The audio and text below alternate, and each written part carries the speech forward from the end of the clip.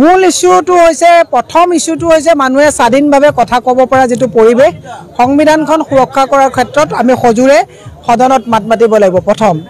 দ্বিতীয় কথা হৈছে গণতন্ত্ৰত আমি আমাৰ যিবিলাক সমস্যাবিলাক ক'বলৈ আমি আজি তাৰিখত নোৱাৰোঁ। ভয় আৰু ভীতিগ্ৰস্তৰে চৰকাৰে এটা কথা ক'লে কবিতা লিখিলে মানুহক জেলত লৈ যায়। সেই এটা বাতাবৰণ আমি সৃষ্টি কৰিব লাগিব যাতে গণতন্ত্ৰৰ প্ৰমূল্যবোধক ৰক্ষা কৰি বাক স্বাধীনতা খৰ্ব নোহোৱাকৈ মানুহে সমস্যাত মাত মাতিব পাৰে। তাৰ কাৰণে আমি কেন্দ্ৰ যদি আমি চৰকাৰ বনাব পাৰোঁ সেইখিনি সুবিধা আমি উপলব্ধ কৰিম। দ্বিতীয় কথাটো হৈছে আপুনি যেহেতুকে মই গুৱাহাটী লোকসভাৰ পৰা মোক প্ৰাৰ্থিত্ব প্ৰদান কৰিছে। গুৱাহাটী মহানগৰীৰ সমস্যা আৰু গ্ৰাম্য সমস্যা বেলেগ। মহানগৰীৰ প্ৰধান সমস্যাটো হৈছে খোৱাপানীৰ সমস্যা, নলা নৰ্দমাৰ কদৰ্যময় পৰিৱেশ। আজি মই ভৰলু ছেভ ভৰলু এটা প্ৰগ্ৰেমত গৈ আহিছোঁ। ভৰলুখনৰ একেবাৰে মৰি গ'ল আজি তাৰিখত। ভৰলুৰ যিখন মানে খনন কৰিব লাগিছে, ভৰলু সুৰক্ষা, দীপৰ বিল সুৰক্ষা, এই কথাবিলাক আজি তাৰিখত নাইকিয়া হৈছে। আজি আপুনি যদি চাই আমাৰ বিভিন্ন ধৰণৰ বুন্দাজান আদি পুতি পেলোৱা হৈছে। এই গোটেই কথাবিলাক ষ্টেট ছাবজেক্ট চেণ্ট্ৰেল ছাবজেক্ট মিলাই আমি এটা মানে দৰ্শন ৰাখিছোঁ।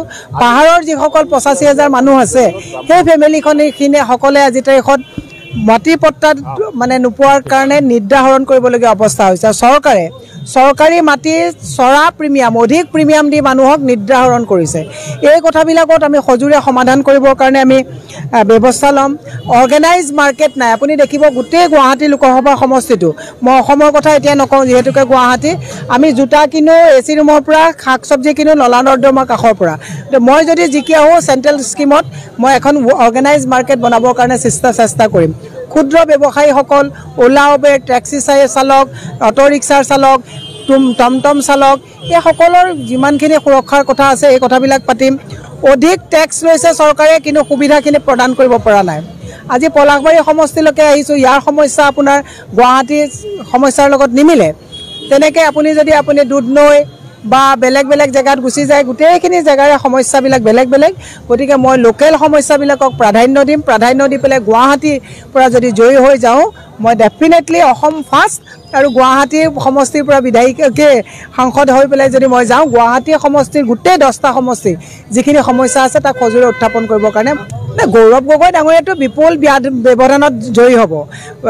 তপন গগৈ ডাঙৰীয়া ছাত্ৰ সন্থাৰ পৰা শিৰ ফুলাই পেলাই গৈছিলে, আমি সংসদত দেখিবলৈ নাপালোঁ।